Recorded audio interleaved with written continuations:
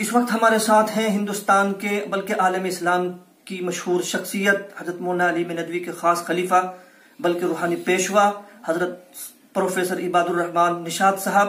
ہم ان سے آج حضرت مولانا علی ندوی کی زندگی سے اور تصوف کے حوالے سے گفتگو کریں گے. حضرت میں سب سے پہلے آپ سے یہ درخواست کروں گا کہ آپ اپنے بارے میں تھوڑا سا کچھ بتائیں. آپ کا شکریہ کہ آپ نے اس موضوع پر مجھے کچھ اپنے خیالات آپ کے سامنے رکھنے کا موقع عطا فرمایا ہے. یہ میرے لیے اس لیے خوشی کی بات ہے کہ اس طریقے سے حضرت مولانا رحمۃ اللہ علیہ کی فکر آگے بڑھے گی.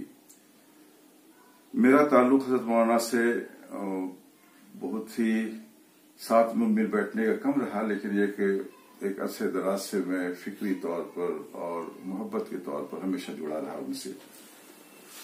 1973 میں، جہاں تک میرا خیال ہے 72 میں پہلی بار حضرت مولانا کی خدمت میں حاضر ہوا.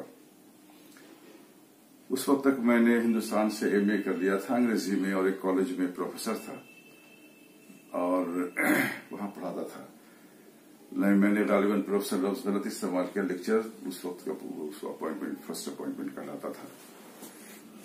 اور اس کے سبیل اس رشتے کی اس طریقے سے ہوئی کہ میں نے حضرت مولانا کی ایک لکھی ہوئی کتاب جو انہوں نے اپنے شیخ کے بارے میں لکھی تھی، حضرت رائے پوری رحمۃ اللہ علیہ کی سوانح، وہ میں نے پڑھی.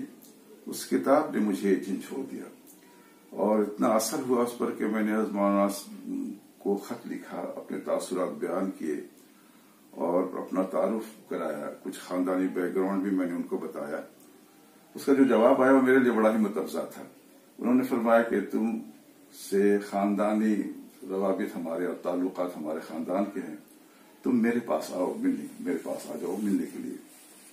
یہ خاندانی روابط کی جو انہوں نے بات کی تھی وہ یہ تھی کہ میرے جد امجد حضرت شیخ سلطان صاحب رحمۃ اللہ علیہ اور حضرت مولانا کے جد امجد حضرت شاہ عالم اللہ صاحب رحمۃ اللہ علیہ ایک ہی بزرگ سے بیعت تھے اور دونوں پیر بھائی تھے، اور حضرت مولانا کے علم یہ بات تھی.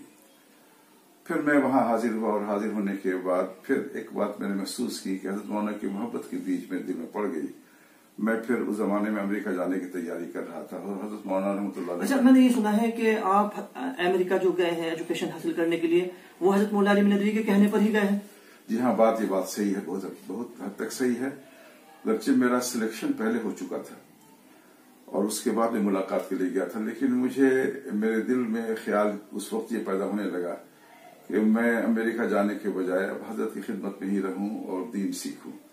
لیکن حضرت مولانا رحمۃ اللہ علیہ نے اصرار سے مجھے کہا کہ تم امریکہ جاؤ اور امریکہ میں انگریزی کی پڑھائی کرو اور ان کی تہذیب کو ان کے ادب میں دیکھو، اور پھر تم اپنے آپ کو تیار کرو کہ پڑھے لکھے لوگوں کے درمیان میں جن پر مغربی اثرات ہیں ان کے فکر کے، ان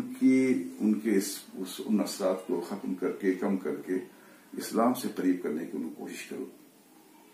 اس سلسلے میں آپ کے سامنے یہ بات عرض کرنا چاہتا ہوں کہ حضرت مولانا کا وہ جملہ تقریباً کم و بیش یہی تھا کہ آج ناموس سے رسالت پر جو دست درازیاں ہو رہی ہیں ان کا مقابلہ کرنا نہ صرف جہاد بلکہ افضل ترین عبادت ہے. تم اپنے آپ کو اس کام کے لیے تیار کرو. چنانچہ میں ان کی کہنے کی وجہ سے میں وہاں گیا. اس میں اللہ تعالیٰ نے بڑی خیر و برکت ڈالی. وہاں کی پڑھائی نے مجھے پھر کوالیفائی کیا اس انداز سے کہ میں مکہ مکرمہ جا سکا. وہاں میں نے وقت گزارے. اچھا حضرت، آپ انگلش کے پروفیسر رہے ہیں، انگلش زبان سے آپ کا گہرا رشتہ رہا ہے، مدت آپ مکہ المکرمہ میں استاد رہے ہیں، تو پھر تصوف کی طرف آپ کا میلان کیسے ہوا ہے؟ یہ تو دل کی بات ہے. یہ تصوف کا میلان میرا شروع سے تھا. تصوف کی طرف یہ اور بزرگوں سے محبت میں محسوس کرتا تھا دل میں اپنے. ہو سکتا ہے کہ یہ خاندانی اثرات بھی رہے ہوں یہ، لیکن حضرت مولانا کی کتاب پڑھ کر اور سے پھر وہاں پر ملنے کے بعد مجھے ان سے نہ ملنے کا موقع ملا زیادہ. 3 دن میں باہر رہا تو اس زمانے میں امریکہ چلا گیا میں. لیکن حضرت مولانا سے محبت میری بہت اتنی محسوس ہوتی تھی مجھے کہ میں حضرت مولانا کے شوق ہی میں شب و روز گزارتا تھا وہاں. میں نے اپنے آپ کو پڑھائی میں پورے طریقے سے لگا دیا اس میں. اچھا، جب تک آپ مکہ المکرمہ کے اندر استاد رہے ہیں بحیثیت انگلش کے، تو اس وقت بھی آپ کے حضرت مولانا علی ندوی سے تعلقات تھے، اور وہ آپ کی کیا رہنمائی کرتے تھے وہاں؟ وہ ان کے تعلقات اس وقت ہم میرے تھے اور وہاں میں پڑھا رہا تھا اور اللہ تعالیٰ نے مجھے وہاں پر نوکری کی میری سبیل پیدا فرما دی. اس کے سے یہ فائدہ ہوا کہ حضرت مولانا رحمۃ اللہ علیہ کا بارہا سفر ہوتا تھا سعودی عرب کا, مکہ مکرمہ اور مدینہ منورہ اس میں شامل ہوتا تھا, اور پھر مجھے دونوں جگہوں پر حضرت مولانا کی خدمت میں حاضر ہونے کا موقع ملتا. اچھا, حضرت مولانا علیم ندوی جب مکہ المکرمہ یا عالم اسلام کا سفر کیا کرتے تھے تو کیا آپ کی رفاقت اس وقت ساتھ رہتی تھی آپ کی؟ میری رفاقت نہیں رہتی تھی, اس لیے کہ حضرت مولانا رحمۃ اللہ علیہ رابطہ کے مہمان ہوتے تھے اور اس رابطہ کا اجلاس اپنے طریقے سے الگ قسم کی چیز ہوتا تھا. لیکن یہ کہ اس کے علاوہ حضرت مولانا اپنے قیام گاہ پر جو ڈاکٹر عبداللہ عباس ندوی صاحب کے ہاں ہوا کرتا تھا, وہ وہاں جب ہوتے تھے تو جو بھی وقت ملنے کا ہوتا تھا میں کوشش کرتا تھا کہ میں حاضر رہوں. اچھا, آپ مدتوں حضرت مولانا علیم ندوی کی سرپرستی میں رہے, آپ کو خلافت ملی, آپ ان کے روحانی وارث کہلاتے ہیں, تو سب سے اہم بات جو آپ نے حضرت مولانا علیم ندوی سے حاصل کی وہ کیا ہے؟ کیا آپ نے سیکھا ہے ان سے؟ ان سے جو میں نے ایک بات اس معاملے میں اس طرف سے دیکھی وہ یہ دیکھی کہ اپنے آپ کو ہمیشہ حضرت مولانا رحمۃ اللہ علیہ نے ضرورت مند اور دین کے حاصل کرنے کے لیے اپنے بڑوں کا محتاج سمجھا. حضرت مولانا سید ابو الحسن علی ندوی رحمۃ اللہ علیہ کے اس پہلو پر شخصیت کے شاید کم لوگوں نے گفتگو کی ہے کہ انہوں نے حضرت رائے پوری رحمۃ اللہ علیہ سے بیعت کا تعلق قائم کرنے سے پہلے حضرت مولانا احمد لاہوری رحمۃ اللہ علیہ سے اپنی تربیت کا تعلق قائم کرنے کی کوشش کی. ان کے پاس گئے, انہوں نے اپنے شیخ حضرت خلیفہ صاحب رحمۃ اللہ علیہ جو سندھ میں ایک بزرگ تھے ان کے پاس ان کو کہا وہ حیات ہیں, آپ وہاں جائیں, وہاں بیعت ہو جائیں. خط دیا ان کو. وہ پہلے شیخ ان کے حضرت مولانا کے وہ ہیں خلیفہ صاحب رحمۃ اللہ علیہ. لیکن تربیت کے لیے پھر وہ لاہور گئے اور حضرت مولانا احمد لاہوری رحمۃ اللہ علیہ کے یہاں تربیت انہوں نے ذکر ان کو کرایا, ذکر سیکھا انہوں نے. پھر حضرت رائے پوری رحمۃ اللہ علیہ کی خدمت میں حاضر ہوئے. اچھا, حضرت مولانا علیم ندوی جب عالم اسلام میں جاتے تھے وہاں کے بڑے بڑے دانشوروں سے ملتے تھے, وہاں کے حکما سے ملتے تھے. ایک بات حضرت مولانا علیم ندوی کے تعلق سے مجھے جو محسوس ہوئی وہ یہ ہے کہ کہیں آپ کے اندر حوصلے کی اور ہمت کی کمی محسوس نہیں ہوئی.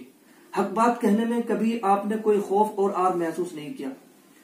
تو آپ نے اس سلسلے میں حضرت کی کیا بات دیکھی ہے؟ یہ جرأت کیسے پیدا ہوئی حضرت کے اندر؟ اگر آپ مجھے اجازت دیں تو میں اپنی پہلی بات پوری کر لوں. میں اس میں وہ اہم بات میری نگاہ میں ہے اور اگر وہ آ جائے تو اس سے بہت سے لوگوں کو روشنی ملے گی کہ حضرت رائے پوری رحمۃ اللہ علیہ کے انتقال کے بعد اس وقت تک حضرت رائے پوری رحمۃ اللہ علیہ نے ان کو حضرت مولانا کو اجازت دی تھی اور حضرت احمد لاہوری رحمۃ اللہ علیہ نے اجازت دی تھی اور عالم اسلام ایک مشہور شخصیت کے طور پر وہ ابھر چکے تھے. لیکن انہوں نے اپنے آپ کو اس معاملے میں اپنے بزرگوں سے فیض حاصل کرنے کی ہمیشہ ضرورت مند سمجھا. وہ پھر بھوپال کے ایک بزرگ تھے حضرت شاہ یعقوب مجددی رحمۃ اللہ علیہ, ان کے یہاں انہوں نے آنے جانے کا سلسلہ رکھا استفادے کے لیے سے. اس کے بعد شاہ وسیع اللہ صاحب رحمۃ اللہ علیہ الہ آباد کے تھے, ان کی خدمت میں جانے کا سلسلہ رکھا. اس کے بعد حضرت مولانا زکریا صاحب رحمۃ اللہ علیہ شیخ الحدیث, ان کی خدمت میں ایک اپنا طالبانہ تعلق رکھا. حالانکہ اس وقت دنیا کا رجوع ان کی طرف ہو چکا تھا. حتیٰ کہ یہ ہوتا تھا کہ رمضان شریف کے زمانے میں رائے بریلی میں جب مجلس میں لوگ دور دور سے آتے تھے, اس ملک کے رہنے والے اور بیرون ممالک کے لوگ حضرت مولانا علی میاں صاحب رحمۃ اللہ علیہ کی خدمت میں ان سے استفادے کے لیے اس وقت وہ اس درمیان میں رمضان میں 3 دن کے لیے اٹھ کر حضرت شیخ الحدیث کی خدمت میں جاتے تھے سہارنپور کہ مجھے اپنا بھی تو مجھے اپنی فکر ہے کچھ سنا کی.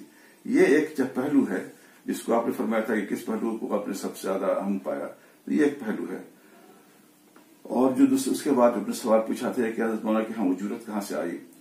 حضرت مولانا کے ہاں جرأت جو آئی اس کی ایک وجہ میری سمجھ میں جو آتی ہے یہ کہ حضرت مولانا رحمۃ اللہ علیہ نے اس بات کو بہت ہی اہمیت دی کہ کسی سے ہم کو اپنی ضرورت کے لیے کچھ نہیں لینا ہے.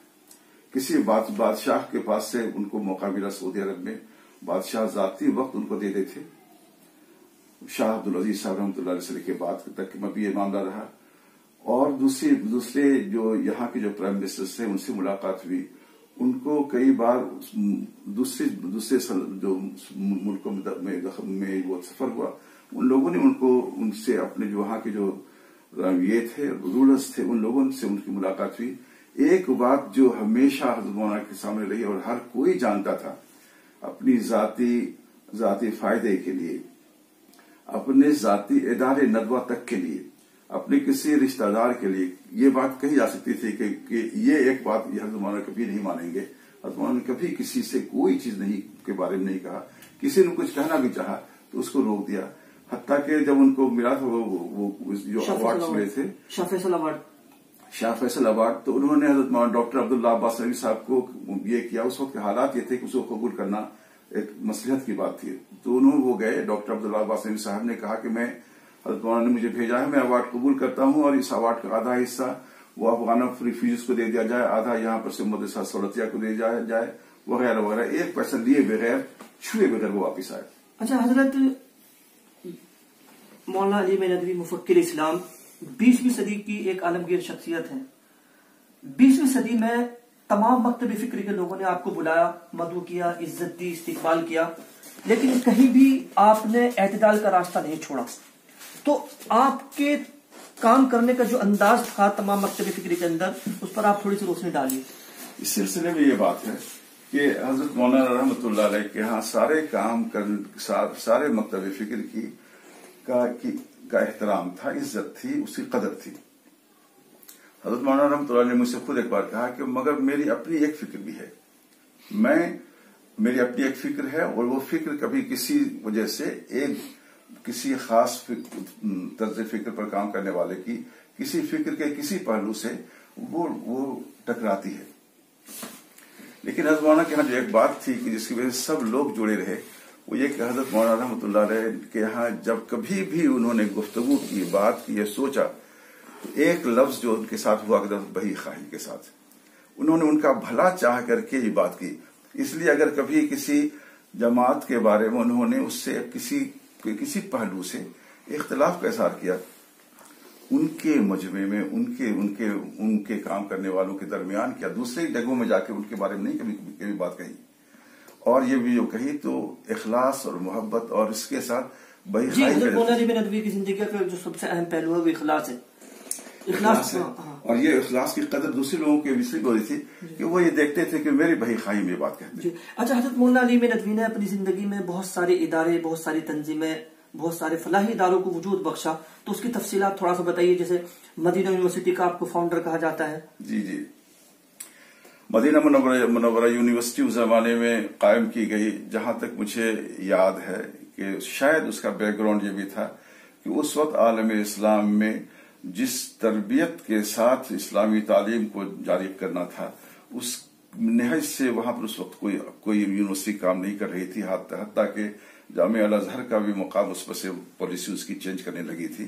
ایک یونیورسٹی قائم کرنے کی کوشش کا فیصلہ کیا گیا، مدینہ یونیورسٹی، اور حضرت مولانا اس کے فاؤنڈر ممبر تھے، اور حضرت مولانا اس کے فاؤنڈر ممبر ہمیشہ رہے، ان کے اجلاس میں شریک ہوتے رہے۔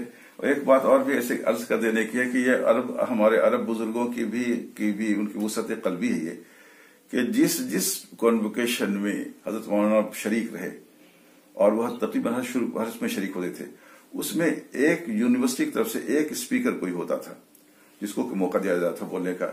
تو جب حضرت مولانا علی میاں صاحب رہتے تھے، وہاں رہتے تھے، تو کبھی ایسا نہیں ہوا کہ کسی دوسرے عرب اسپیکر نے کرسی سنبھالی ہو اور یہ کہا ہو کہ میرا انتخاب کیا گیا۔ سب نے کہا اس معاملے میں جب شیخ موجود ہیں تو وہی گفتگو کریں گے۔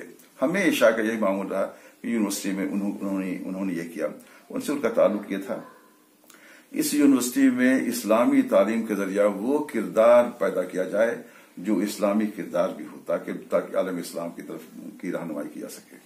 اچھا حضرت مولانا علی ندوی نے حضرت شاہ ولی اللہ، حضرت مجدد الفسانی اور اپنے دیگر جو بزرگان دین ہیں ان کو ہمیشہ سامنے رکھ کر کام کیا ہے، اس نہج پر کام کیا ہے جس پر حضرت شاہ ولی اللہ، حضرت مجدد الفسانی نے، تو آپ نے ان کو قریب سے دیکھا ہے، تو ان کی فکروں کو آپ نے کیسے اخذ کیا ہے؟ اخذ ہم نے کیا یہ تو کہنا مشکل ہے، لیکن ہم نے سمجھنے کی کوشش ضرور کی۔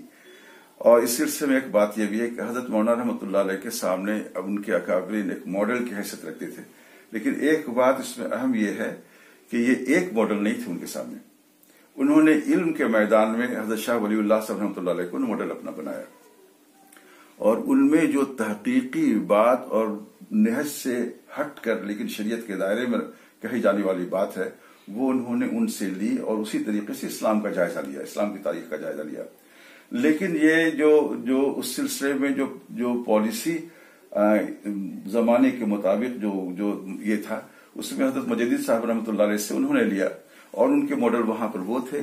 और उसमें यह था कि पूरे इखलास के साथ आदमी जिन लोगों को दावत देगा उनमें वो लोग भी शामिल होंगे जो इस वक्त हुक्मरान हैं, लेकिन हुक्मरान को ये खतरा नहीं होना चाहिए कि ये मुझे नीचे उतार करके खुद अपनी मेरी जगह पर आना चाहते हैं या किसी को बैठाना चाहते हैं।